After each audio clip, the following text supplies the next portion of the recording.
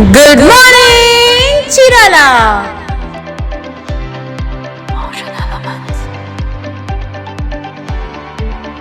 Good morning Chirala. Chirala, Pachuru, Addanki తదితర ప్రాంతాలలో ఏం జరుగుతుంది, ఏ న్యూస్ పేపర్లో ఏమి ప్రచురించారు, ఎక్కడెక్కడ ఈరోజు ఏ కార్యక్రమాలు జరుగుతున్నాయి, ఏ న్యూస్ పేపర్ దేనికి ప్రయారిటీ ఇచ్చింది తదితర అంశాలను ప్రతిరోజు మీ దృష్టికి తీసుకొచ్చే ఏకైక కార్యక్రమం గుడ్ మార్నింగ్ చీరాల.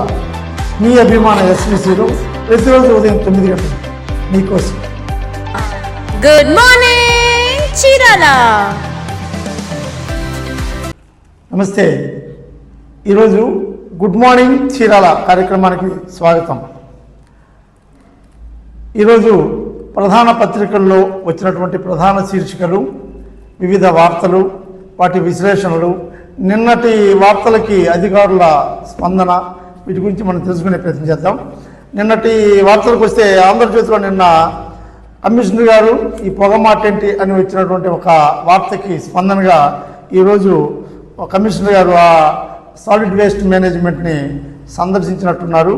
పొగ రాకుండా చర్యలు చేపడతామంటూ ప్రధాన వార్తను ఆంధ్రజ్యోతి ప్రచురించింది. చెత్తను వేగంగా తరలిస్తాం అంటూ municipal commissioner Abdul Rashid, AE అట్లాగే తదితర ఇన్స్పెక్టర్లతో నిన్న మన సాలిడ్ వేస్ట్ మేనేజ్మెంట్ రామాపురం దగ్గర ఉన్న సాలిడ్ వేస్ట్ మేనేజ్మెంట్ని పరిశీలించారు.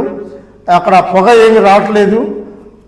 పేరుకుపోయిన చెత్త అడుగు భాగంలో ఉష్ణోగ్రతలు పెరగటం వల్ల పొగలు వస్తున్నాయే కానీ ఎవరు తగలబెట్టింది లేదంటూ వివరణ ఇచ్చే ప్రయత్నం చేశారు. అంతేకాకుండా ఈ చెత్తని వీలైనంత త్వరగా గుంటూరు జిందాల్ ప్లాంట్కి తరలించే ప్రక్రియ కూడా చేపడతామంటున్నారు. ఒకవేళ వాళ్ళ దగ్గర ఉన్నటువంటి వెహికల్స్ చాలకపోతే అద్దె వెహికల్స్ అయినా పెట్టి వాటిని తరలించే ప్రయత్నం చేస్తామంటున్నారు. ఏదైతే కమిషనర్ గారు మీరు చెప్పినట్టుగా ఏదైతే సాలిడ్ వేస్ట్ మేనేజ్మెంట్ ఏ ఉద్దేశంతో అయితే ప్రారంభించారో ఆ పనులు జరిగేలా చూస్తే దానికి సార్థకత చేకూరుతుంది. చీరాల మున్సిపాలిటీ ప్రజలకి ఒక మంచి అవకాశం లబ్ధి చేకూరుతుందని తెలియజేసుకుంటూ మరి ఆంధ్రజ్యోతిలో వచ్చిన ప్రధాన వార్త. అదేవిధంగా చీరాల వన్ టౌన్కి కొత్తగా ఒక మహిళా ఎస్ఐ గారు వచ్చారు. ఆమె రాజ్యలక్ష్మి గారు అనేటువంటి ఎస్ఐ గారు. ఆమె సెక్టర్ 2లో ఇక్కడ పనిచేయడానికి ఆమె విధుల్లో హాజరయ్యారు. ఆమె గతంలో బీఆర్లో ఉన్నారు, ఇప్పుడు వన్ టౌన్కి వచ్చారు. ఆమె ప్లేస్లో ఉన్నటువంటి అజిత అనేటువంటి ఎస్ఐ గారు అనివార్య కారణాల వల్ల సస్పెండ్ అవటం వల్ల ఆమె ప్లేస్లో ఏమని రిక్రూట్ చేశారనేది సిఐ గారు చెప్పిన విషయంగా ఇందులో ప్రచురించారు. అదేవిధంగా ఇంకా ఆంధ్రజ్యోతి వార్తల్లో తీసుకుంటే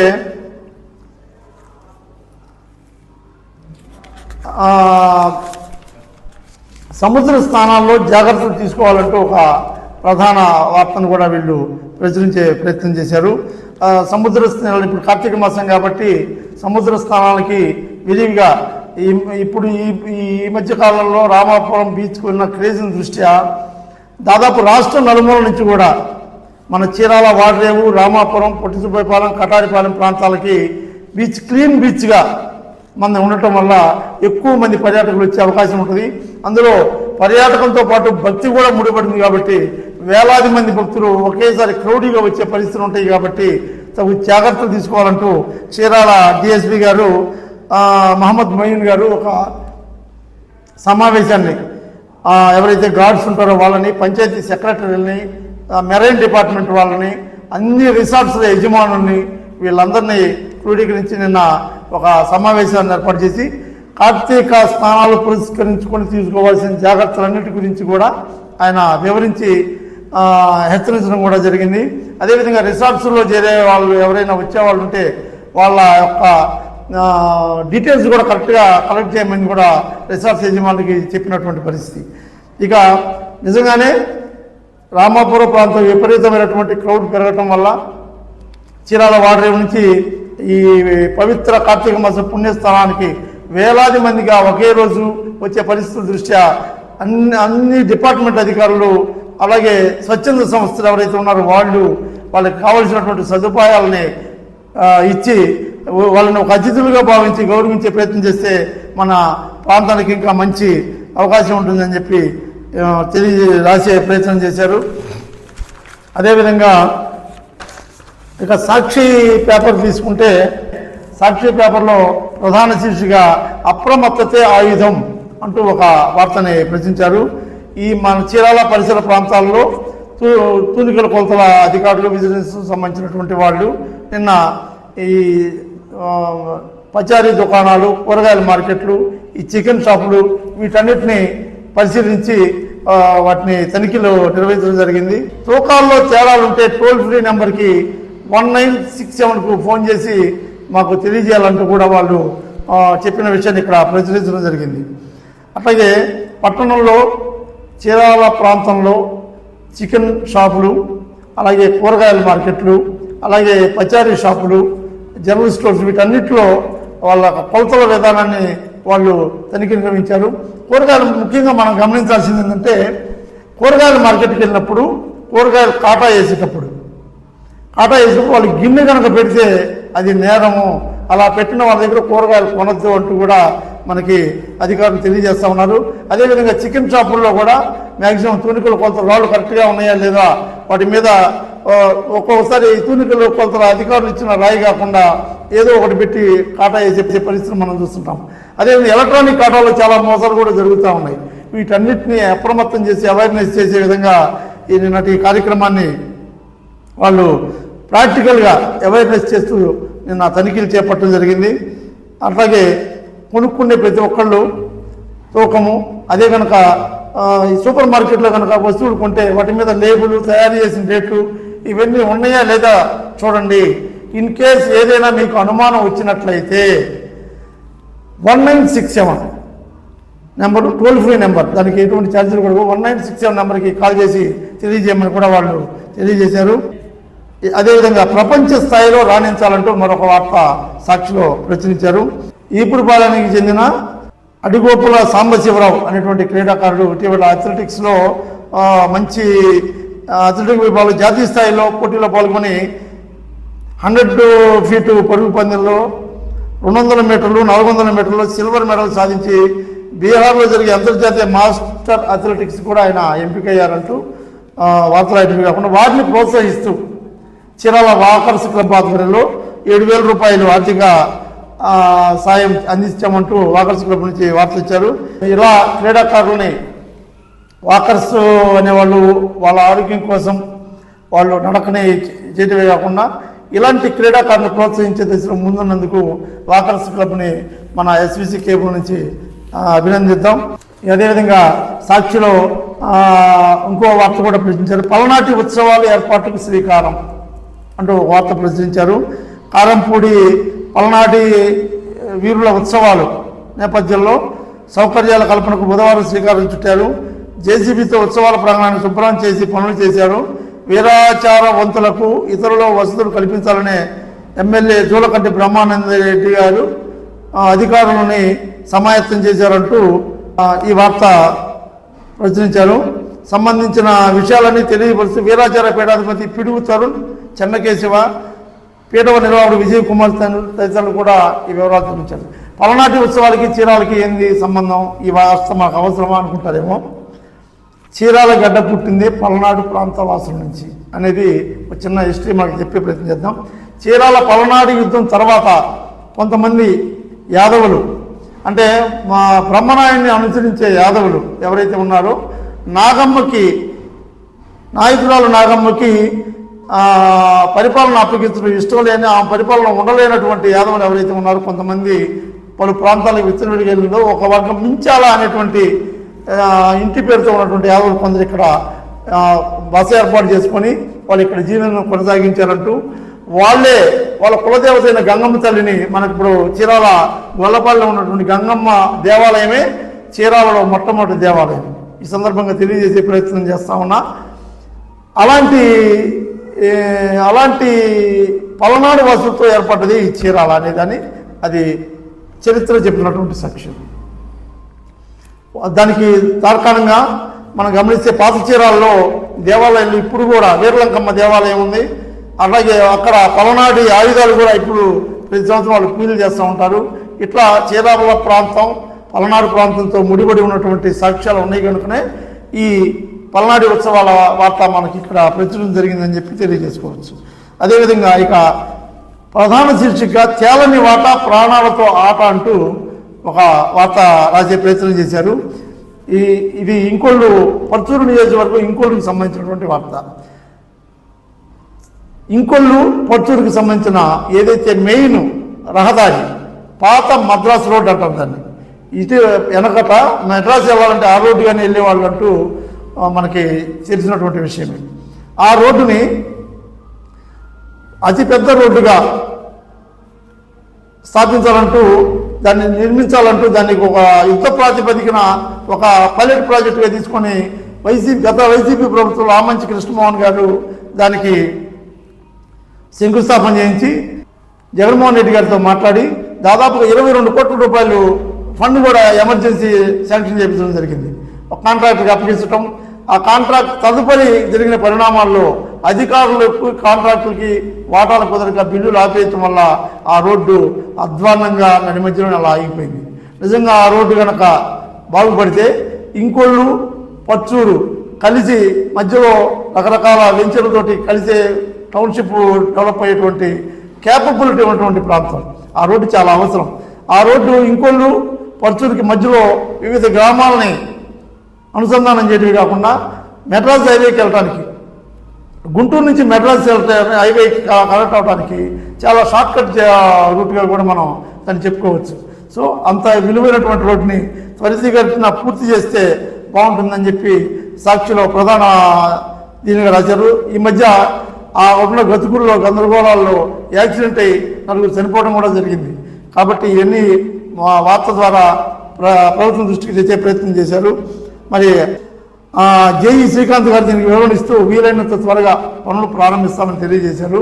మరి నిజంగా ఇది పూర్తి అయితే పర్చూరు నియోజకవర్గంలో ఒక మంచి రోడ్డుని ప్రభుత్వం అందించినట్టుగా మనం భావించవచ్చు. ఇక పోతే సినీ నటుడు పోసానిపై టీడీపీ నేతల ఫిర్యాదు అంటూ ఒక వార్త వచ్చింది. మనం గమనించాం, కొత్త ప్రభుత్వం కూటమి ప్రభుత్వం వచ్చిన తర్వాత గతంలో వైసీపీ తరఫున సోషల్ మీడియాలో యాక్టివ్గా ఉన్న వాళ్ళందరినీ మీద కేసులు పెట్టే కార్యక్రమాలు జరుగుతూ ఉన్నాయి. అది లీగల్గా దానికి ఏదైనా అధికారులు ఫిట్ చేయొచ్చు, కానీ సామాజిక కోణంలో అది ఎలాంటి ప్రభుత్వానికి ఎలాంటి చర్యలు తీసుకొస్తుంది అనేది మరి ప్రభుత్వం వాళ్ళు వాళ్ళ పార్టీ వాళ్ళే చూసుకోవాలి. గతంలో సినీనటుడు Posani Krishnamurali TTD chairman TV five Naidu గారి మీద అసభ్య పదజాలాలతో కూడిన వ్యాఖ్యలు చేశారంటూ బాపట్ల చెందినటువంటి మహిళా పార్లమెంటు విభాగం నాయకురాలు పల్లం సరోజిని, కూచిపూడి ఝాన్సీ, షేక్ నజ్మా, విజయ్ కుమార్ లాంటి వాళ్ళందరూ కలిసి కేసు ఫిర్యాదు చేయడం జరిగింది. అయితే కేసు అయితే ఇంకా నమోదు చేయలేదు, కానీ విచారణలో ఉందని మాత్రం పోలీసు వారు తెలియజేస్తూ ఉన్నారు. సో నేను అనేది ఏంటంటే సోషల్ మీడియాలో యాక్టివ్గా ఉండటం తప్పేమి కాదు, కానీ అసభ్య పదజాలాలు, వాళ్ళ క్యారెక్టర్ అసోసియేషను, అలాగే వ్యక్తిగత విషయాలని విపరీతమైన వినకూడని సోషల్ మీడియాలో అడ్డు అదుపు లేదు కదా అని బూతులు మాట్లాడే వాళ్ళకి ఇలాంటి చర్యలు చేపట్టాల్సిందే, కంట్రోల్ చేయాల్సిందే. కానీ స్వచ్ఛందంగా చక్కని ఒక విశ్లేషణతో కూడిన విషయాలు కానీ లేదా ప్రశ్నించే తత్వంతో కానీ మాట్లాడే వాళ్ళని కూడా అణిచివేస్తే గత ప్రభుత్వం లాగే ఈ ప్రభుత్వం కూడా అబాసు పాలవుతుందనే విషయాన్ని దృష్టిలో ఉంచుకొని కక్ష సాధింపు చర్యల్లో కాకుండా ఏదైనా వ్యక్తిగత విషయాలు నిజమైనటువంటి పెడితే బాగుంటుంది. యూట్యూబర్స్ అలాగే ఈ సోషల్ మీడియా వాళ్ళకి కూడా చెప్పడం ఏంటంటే, మీరు ఎవరో మన వెనకాల ఏదో చేస్తారనుకుంటూ, ఎవరో సహాయపడతారనుకుంటూ మన ఇష్టం వచ్చినట్టు మన భావజాలాన్ని అభిమానాన్ని చూపే వరకే ఉండాలి, కానీ అవతల వాళ్ళని హెరాస్ చేసే విధంగా ఉంటే ఇలాంటి చర్యలు తప్పవని మరోసారి తెలియజేస్తా. ఈ వార్తని ప్రజలు తీసుకోవాల్సిన అవసరం ఉంది. ఇక ఈనాడు తీసుకుంటే ప్రధాన శీర్షిక చిన్నారులు ప్రతిభావంతులంటూ ఒక వార్త ప్రచురించింది. చెకుముకి పోటీలో రాష్ట్ర స్థాయిలో ప్రథమ స్థానం ఇచ్చిన కొప్పెరపాడు విద్యార్థుల గురించి నిన్ననే కొప్పెరపాడు పిహెచ్సి సెంటర్ గురించి ఒక వార్త అనుకున్నాం. కొప్పిరపాడు విద్యార్థుల ప్రతిభ, రాష్ట్ర స్థాయిలో నాగసాయి చరణ్, తేజ, మస్తానం అలీ, కోటేశ్వరరావు అనే పిల్లలు రాష్ట్ర స్థాయి విభాగంలో మరి చక్కని ప్రతిభను కనపరిచి ఈ రోజున వార్తల్లోకి ఎక్కేటువంటి ఘనతను సాధించారు. వారికి ఎస్విసి కేబుల్ నుంచి అభినందన తెలియజేస్తూ, అదేవిధంగా రాష్ట్ర భవిష్యత్తుకు పునాదులు వేసేది ఈ బడ్జెటే అంటూ ఏలూరు సాంబశివరావు, పర్చూరు శాసనసభ్యులు ఏలూరు సాంబశివరావు గారు అసెంబ్లీలో మాట్లాడిన మాటల్ని ఇక్కడ ప్రచురించే ప్రయత్నం చేశారు. గత ప్రభుత్వంలో పంచాయతీ నిధులన్నీ దుర్వినియోగమైనని, పంచాయతీ నిధులన్నింటినీ నవరత్నాలకి వాడుకుంటూ పంచాయతీ యొక్క అభివృద్ధిని కుంటుపరిచారంటూ ఆయన చెప్తూ, ఈ ప్రభుత్వంలో అలాంటి పరిస్థితులు ఉండవు, గ్రామ స్వరాజ్యంగానే చూస్తామంటూ, గ్రామాల నిధులు ఒక్క రూపాయి కూడా దుర్వినియోగం కానికుండా చూడాలంటూ చెప్పడమే కాకుండా, తను ఇటీవల విదేశాలకు వెళ్ళినప్పుడు అక్కడ ఆంధ్రప్రదేశ్లో తయారైన కియా కార్లు తిరగటం చూసి మనం ఒకంత ఇన్స్పిరేషన్కి గురయ్యారని, చంద్రబాబు గారి యొక్క సమర్థతను గురించి ఆయన ప్రశంసించే ప్రయత్నం కూడా చేశారు.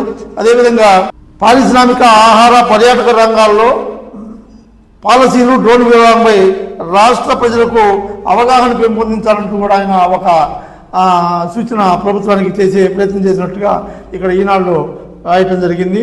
అదేవిధంగా పందిళ్ళపల్లిలో కొనసాగుతున్న రిలే నిరాహార దీక్షలు. మన చీరాల నియోజకవర్గం పందిళ్ళపల్లిలో ఒక జర్నలిస్టు చెరుకూరి రాంబాబు అనేటువంటి యువకుడు తమ పిహెచ్సి సెంటర్ అధ్వాన స్థితిలో ఉంది, అవసాన దశలో ఉంది, దాన్ని కొత్తగా నిర్మించాలంటూ రిలే నిరాహార దీక్ష చేపట్టాడు. అది చేపట్టి దాదాపు ఇప్పటికి 12 రోజులైంది. 12 రోజులైనా ఎవరు వచ్చిన పని లేదు, ఎవరు వచ్చి పలకరించిన పాపాన పోలా. అసలు ప్రజల పారిశుద్ధ్యానికి ప్రభుత్వానికి చిత్తశుద్ధి ఉందా లేదా అని ప్రశ్నించే విధంగా 12 రోజులు నిరాహార దీక్ష. ఏ అధికారి వచ్చి వాగ్దానం ఇస్తే ఈ సమస్య తీరదు. ఒక చిన్న ఇష్యూ 12 రోజులు ఒక జర్నలిస్టు తమ స్నేహితులతో కలిసి రిలే నిరాహార దీక్ష చేస్తుంటే ప్రభుత్వం పట్టించుకునే పరిస్థితి లేదు. అయితే ఈ నిరాహార దీక్ష శిబిరాన్ని మన ఎంఆర్ఓ గారు శ్రీకాంత్ గారు సందర్శించి గతంలో వైద్యాధికారిని ఎవరైతే ఉన్నారో వాళ్ళు ప్రతిపాదనలు ప్రభుత్వానికి పంపించారు. త్వరలో ఈ నిర్మాణం చేపడుతుందని చెప్పినా కానీ ఆర్డీఓ స్థాయిలో వాగ్దానం చేస్తేనే ఈ దీక్ష విరమిస్తానంటూ వాళ్ళు చెప్పడం అనేది ఒకంత వాళ్ళ పట్టుదలకు కాదు, అక్కడ అవసరాన్ని గుర్తించే విధంగా ఉందని చెప్పి తెలియజేసుకుంటూ, మరి అధికారులు తక్షణమే స్పందించి ఈ నిరాహార దీక్షను విరమించే దశలో మరి సరైనటువంటి వాళ్ళకి భరోసా ఇవ్వాలని చెప్పి తెలియజేసుకుంటా ఉన్నాం. ఇవి ఈనాటి ప్రధాన పత్రికల్లో ప్రచురితమైనటువంటి ప్రధాన శీర్షికలు, వాటి విశ్లేషణలు. ఇలాంటి వార్తా పత్రికల విశ్లేషణ ప్రతిరోజు ఉదయం మీ అభిమాన ఎస్విసిలో చూడండి. అలాగే ఎస్విసి లోకల్ ఛానల్ని యూట్యూబ్లో సబ్స్క్రైబ్ చేసుకోండి. అలాగే లైక్ చేయండి, షేర్ చేయండి. మీకు సంబంధించినటువంటి మీకు దృష్టికి వచ్చినటువంటి విషయాలను కూడా మాకు షేర్ చేసే విషయంలో కామెంట్ చేయండి. మీ నెంబర్ కూడా పెట్టినట్టయితే మన సిబ్బంది సంబంధించి మీ సమస్యను తీసుకోవడం జరుగుతుంది. ఈ గుడ్ మార్నింగ్ చీరాల కార్యక్రమం ద్వారా చీరాల, పచ్చూరు, అద్దంకి ప్రాంతాల్లో వివిధ సమస్యలను ప్రభుత్వాల దృష్టికి తీసుకెళ్లటమే కాకుండా పరిష్కార మార్గం దశలో మీకు సహకరించడమే కాకుండా ప్రధాన పత్రికల్లో వచ్చినటువంటి ప్రధాన శీర్షికల యొక్క విశ్లేషణతో కూడిన ఈ కార్యక్రమాన్ని ఆశీర్వదించండి. Thank you very much. Good morning Chirala.